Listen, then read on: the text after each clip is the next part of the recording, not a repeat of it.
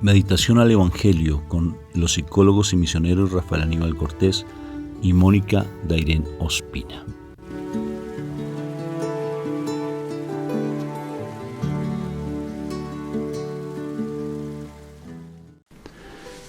Un fraterno saludo de paz y bien. Dios me lo bendiga. ¿Cómo estamos hoy, mi amor? ¿Cómo estamos hoy?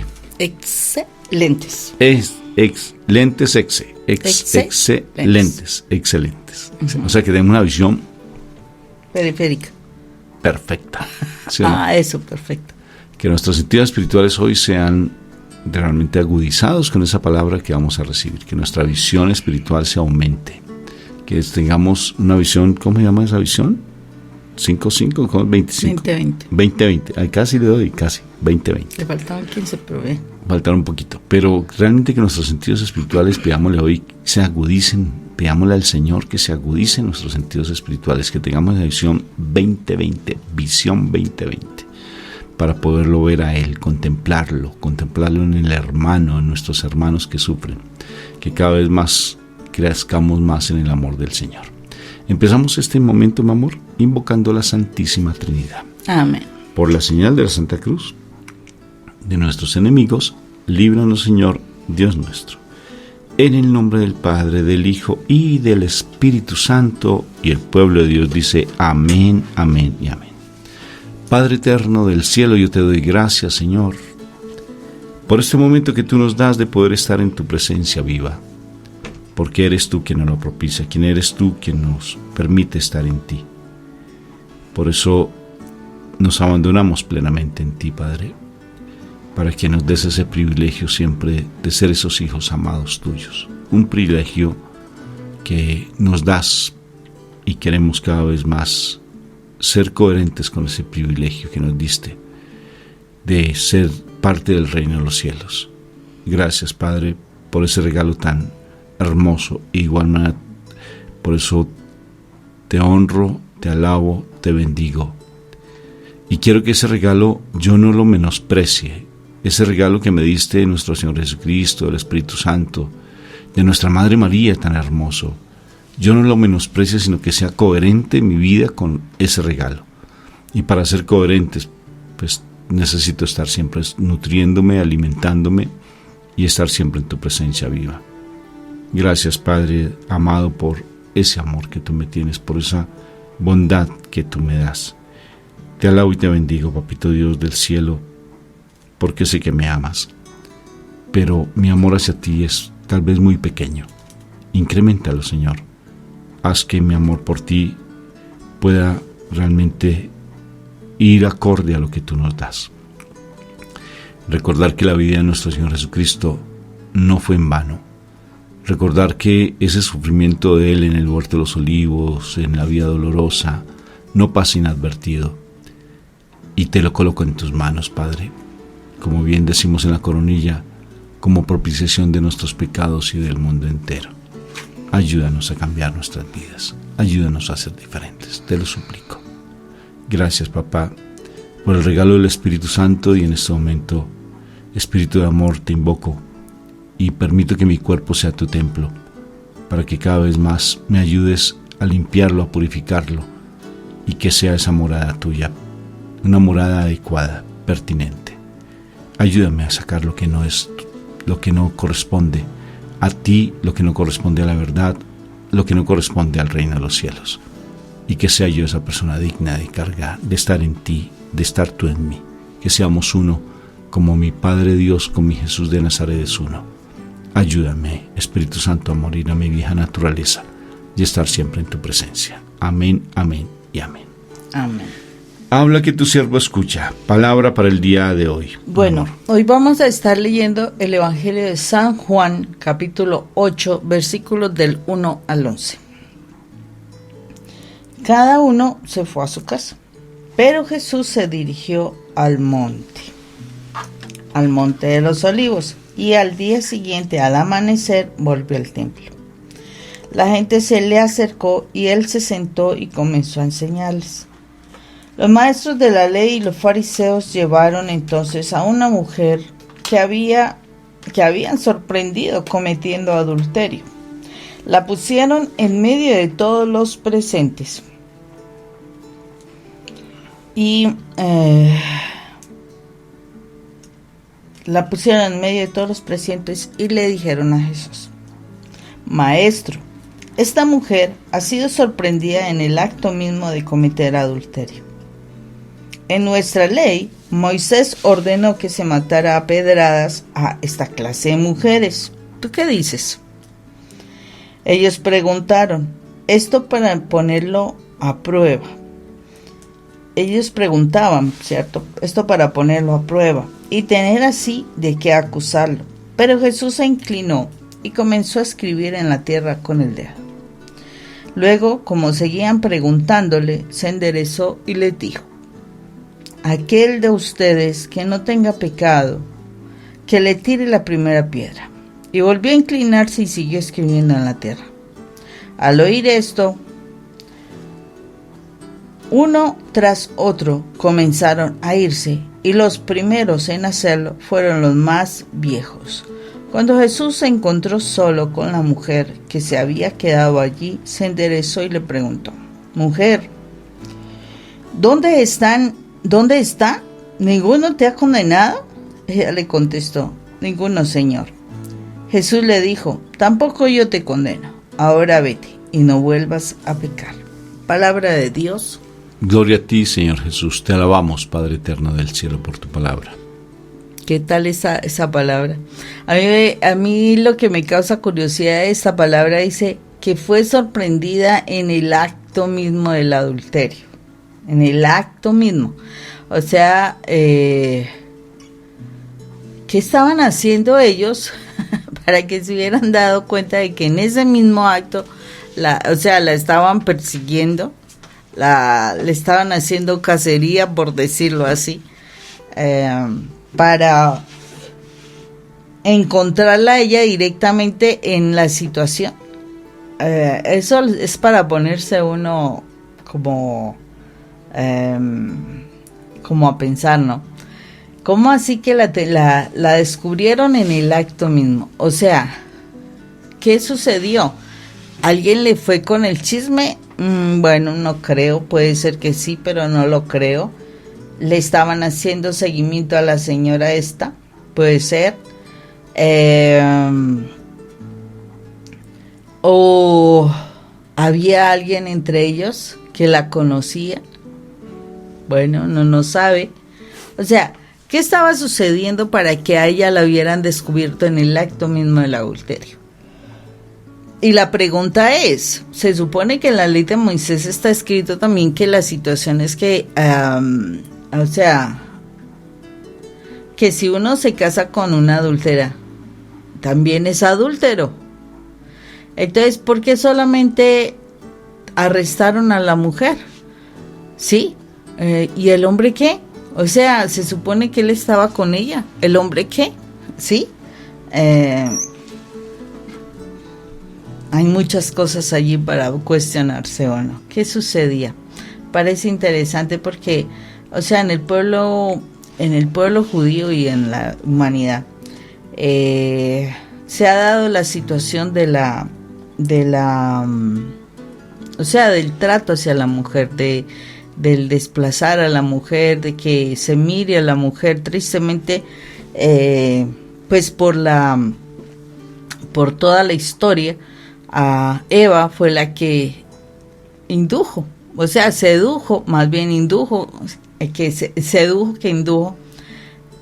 Adán para que llegara al pecado también. O sea, ella cae primero y luego cae él, ¿sí? Pero la situación es, ¿qué pasa o sea, ahí se mira cómo a la mujer después de ese momento se le empezó a maltratar, no se le trataba como igual, simplemente usted se calla, usted no expresa, usted no dice, usted no plantea, usted no tal cosa, y entonces empieza ese proceso de desplazar a la mujer, sí, o sea, viene Jesús y uno queda asombrado cómo Jesús quiere devolverle el lugar a la mujer, ¿sí? Y y el hombre sigue con esa memoria, ¿no?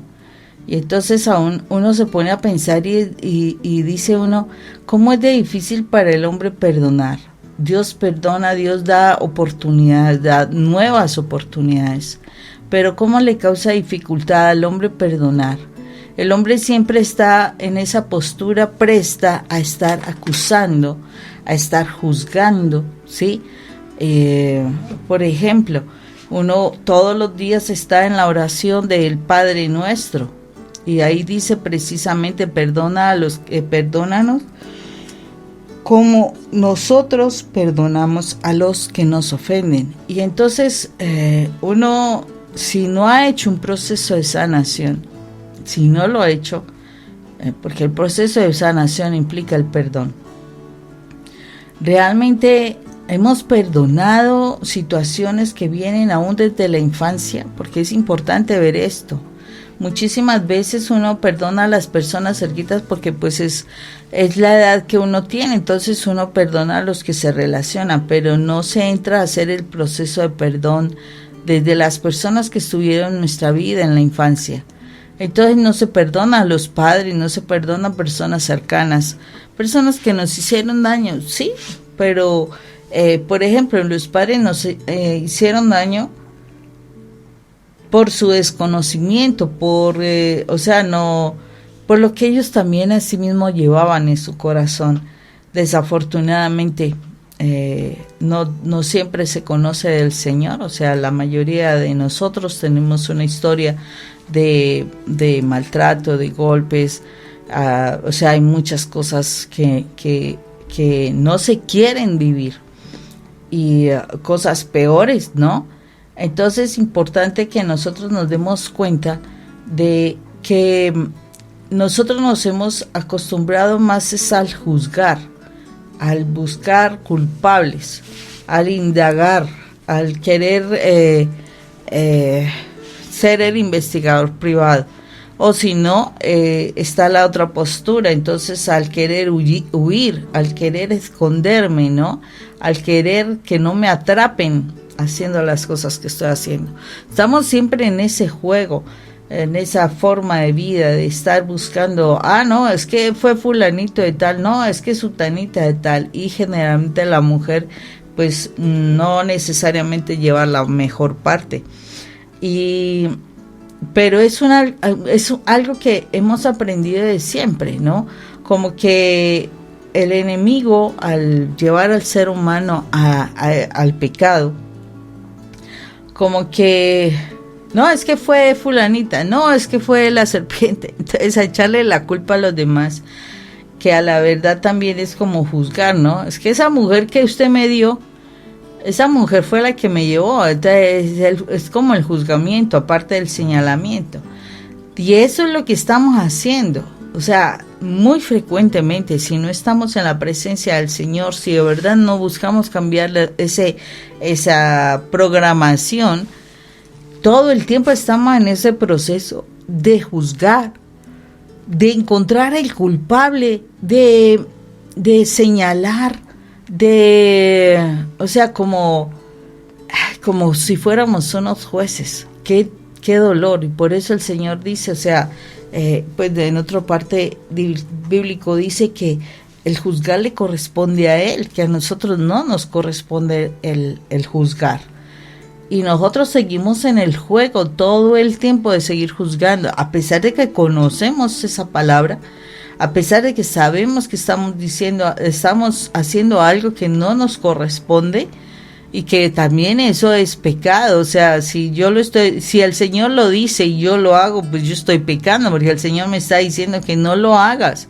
Entonces estoy infringiendo una norma que Él da, un precepto que Él da. Entonces yo sigo en esa postura de seguir juzgando, y entonces eso es pecado. Y ¿saben qué? Lo que menos uno va a confesar, es lo que uno menos se presenta a decirle, Señor, mire, estoy en estas. Yo digo que eso es uno de los pecados que es como más difícil de desarraigar, ¿sí? Y que sutilmente está todo el tiempo en nuestra vida. Entonces, importantísimo que seamos conscientes de ello, porque, o sea, dice que con la vara que midas serás medido. O sea, la forma como tú juzgues también vas a ser juzgado. Entonces, importantísimo que nosotros tengamos claridad de esta situación de estar señalando todo el tiempo a las personas que están a nuestro alrededor, a juzgar a ese papá, a esa mamá, sí, cometieron errores. El proceso que debemos hacer es entrar a perdonar, pero no es seguir señalando. ¿O sí? ¿Qué crees tú, amor? Imagínate que en la ley judía existía esa tendencia a apedrear a las personas, ¿no? Por decir algo, a Pablo lo apedrearon cuando fue a hablar del Señor Jesucristo y no aceptaron la enseñanza de él. A nuestro Señor Jesucristo, a sus discípulos, los apedrearon cuando fueron a compartir la palabra y tampoco los querían. Y de igual manera, en la ley mónica habla de la ley de Moisés, habla de que los hijos rebeldes se apedrean. ¿Qué crees?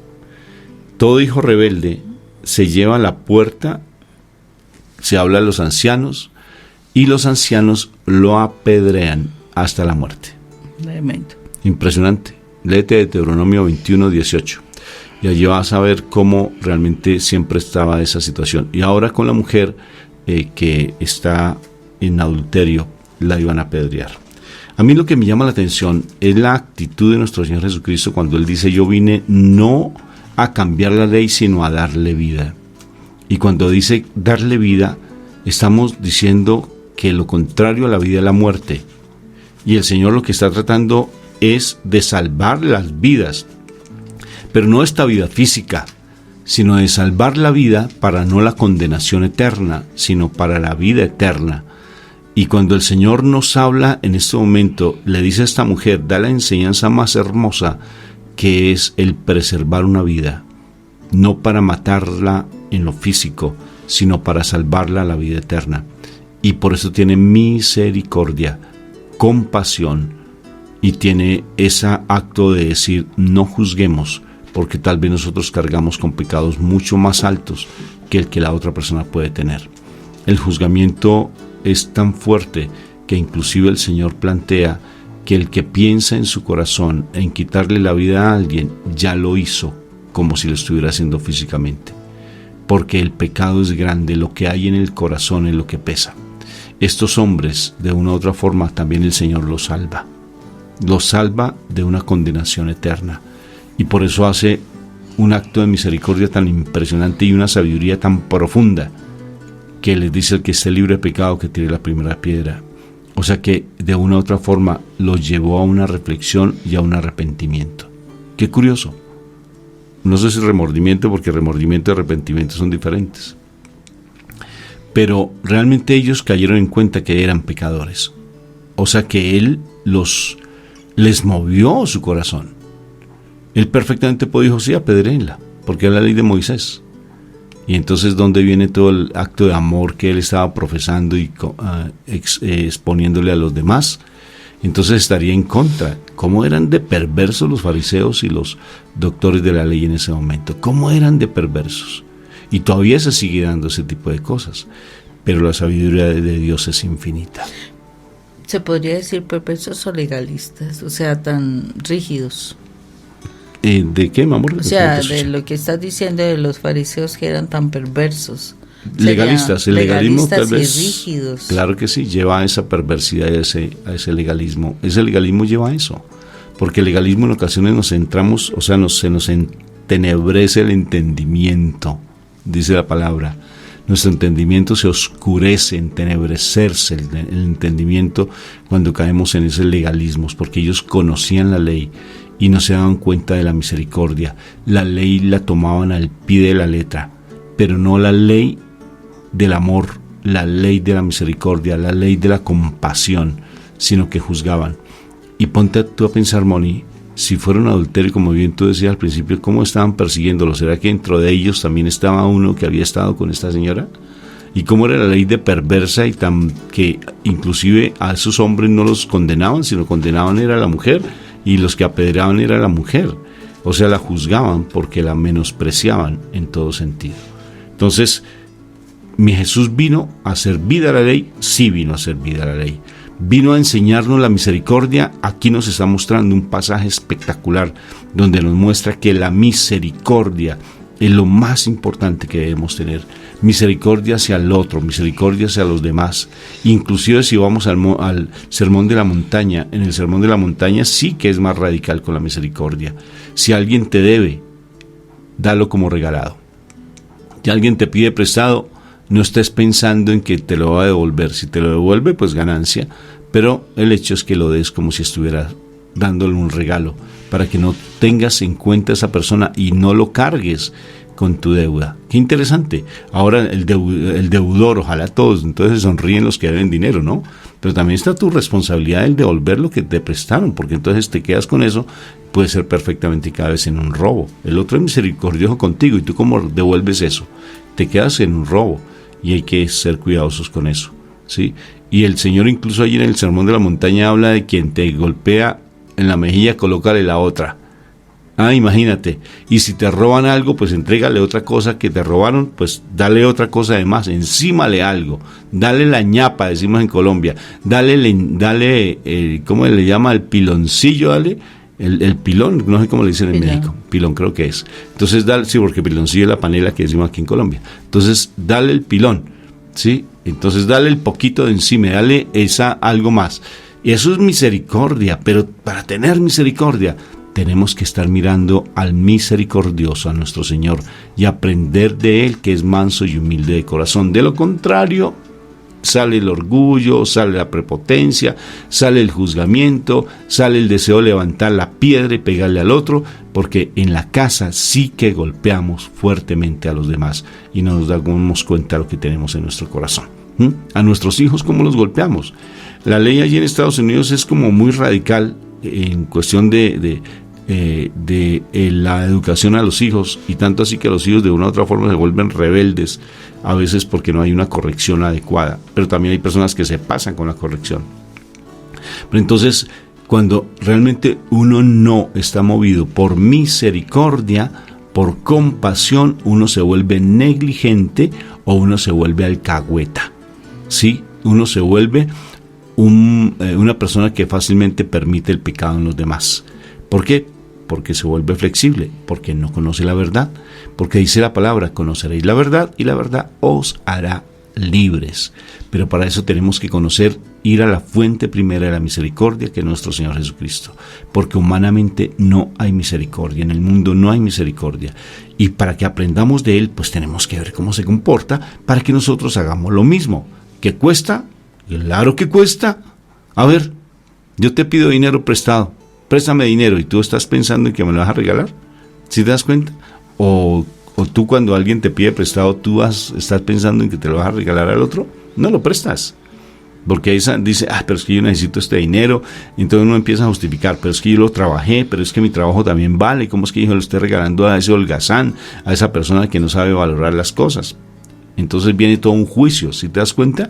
Porque pensar como el Señor y estar en la gloria de Dios y hacer que el reino de Dios esté con nosotros no es fácil, pero para eso tenemos que ir a la fuente de la misericordia, que es la palabra de Dios, porque así vamos a conocer y a tener ese conocimiento y esa cercanía con la fuente de vida, que es nuestro Señor Jesucristo.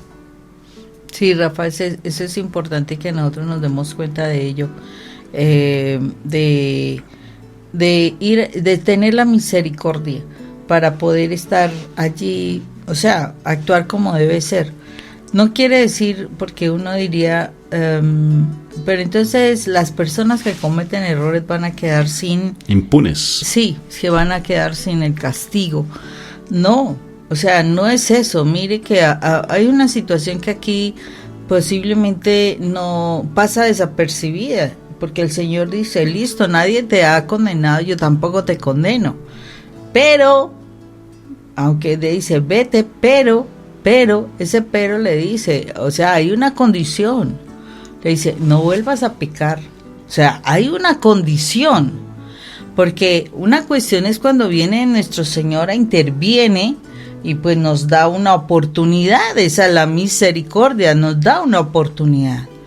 Pero dice, pero no vuelvas a pecar, porque la misma palabra lo dice, o sea, que inicialmente el Señor pues limpia nuestra casa, nuestro corazón, Pero el que nosotros, o sea, podemos tener la casa limpia, pero si nosotros volvemos a pecar con la condición posterior, será peor que la primera. O sea, si yo soy limpia, en este caso la mujer fue limpia, o sea, se le perdonaron los pecados. Pero si ella volvía a hacer lo mismo, dice, la situación va a ser peor para ella. Entonces, siempre el Señor nos está hablando de que, o sea, hay que tener misericordia, más nosotros tenemos que ser conscientes de que si somos perdonados por algo, por su misericordia, debemos tener cuidado de no volver a caer en el error. ¿Por qué razón? Porque va a ser una situación peor. O sea, si en algún momento fuimos perdonados por algo que ni siquiera estaba públicamente dado, puede ser. Quiere decir que si yo vuelvo a caer, hasta la situación voy a quedar en vergüenza, voy a quedar en descrédito con los demás, voy a perder mi honor, voy a perder mi credibilidad, ¿sí? O sea, ya la condición posterior será peor que la primera. Entonces es muy importante que seamos claros, porque el Señor no nos dice, vea, yo les voy a castigar.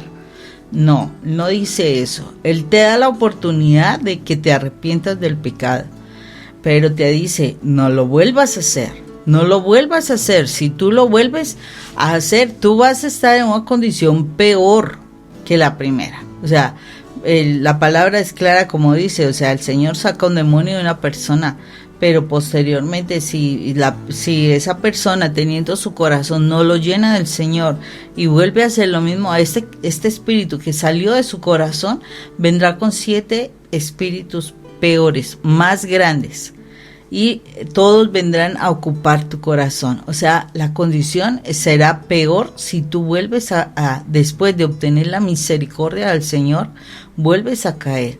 Por eso una persona que ha estado en la adicción, ¿sí?, que ha estado en las adicciones, deja de consumir cualquier tipo de adicción, ¿y qué es lo que sucede? Se le da la oportunidad. Y si esa persona vuelve a caer, ¿sí?, va a ser más difícil levantarse de eso. Listo, digamos que la misericordia de Dios es grande y le ayuda nuevamente, pero en cada recaída que tiene es muchísimo más difícil de salir. Muchísimas personas con su primera recaída se quedaron ya para siempre en su problema de adicción. Entonces, no te expongas en tu vida a que, teniendo la misericordia de Dios que nos perdona, nos advierte, nos dice las cosas, volvamos atrás, porque el enemigo no es compasivo. Dios es compasivo, el enemigo no. Y entonces, si perdió en un momento la batalla, buscará no volverla a perder y quedarás totalmente atrapado, porque el enemigo sí tiene las formas para hacer de las suyas contra nosotros. Imagínate también otro pasaje bíblico que nos habla de eso, el hombre que en 38 años de parálisis es sanado, es liberado, y el Señor le dice, vete y no peques más para que no te venga algo peor. ¿Te imaginas? Estás sustentando lo que tú dices, bueno, lo que dice la palabra a través de ti, y es importante también ver aquí cómo el hombre juzga para un juicio humano donde se le va a quitar una vida, y dice, yo tampoco te condeno. ¿Cuál condenación sería más grave? ¿La de los hombres que apedrean, simplemente quitándole la vida, o la condenación de Jesús, que es para la vida eterna? Ellos simplemente le quitan la vida humana, Moni, pero la condenación de nuestro Señor es para la vida eterna. Una condenación que ahí no es una pedra, es una montaña encima que le cae a uno encima, porque ya es condenación eterna. Y la liberación que tuvo esta mujer, maravillosa, porque la liberó completamente de su pecado. Quedó libre. Que ya haya cambiado o no, no sabemos. No conocemos ese pasaje. Lo cierto es que si tú quieres ahondar más, yo te recomiendo que escuches el radioteatro María Valtorta. Ve allí a YouTube, escúchalo y mira lo que pasó con esta mujer. Porque esta mujer, dentro del radioteatro, lo que nos enseña Allí nuestro Señor, a través de María Valtorta, dice que esta mujer no se arrepintió, porque el Señor vio eso en el corazón de ella. Ella mantuvo esa misma actitud. El Señor nos libera en ocasiones de la condenación eterna, pero nosotros somos los que tomamos la decisión de permanecer libres o no, porque Él nos libera. Él te libera tal vez a través de esta palabra, te está moviendo tu corazón. Depende de ti cambiar o no cambiar. Acuérdate que vendrán 7 más poderosos. Si ya fuiste libre en algo, va a ser algo más complejo. ¿Cómo fue que tú dijiste? La condición primera será peor que la condición postrera. La condición postrera, o sea, la posterior, será peor que la primera. A buen entendedor, pocas palabras. Como dijimos, un abrazo fraterno en Cristo Jesús. Dios los bendiga. Chao.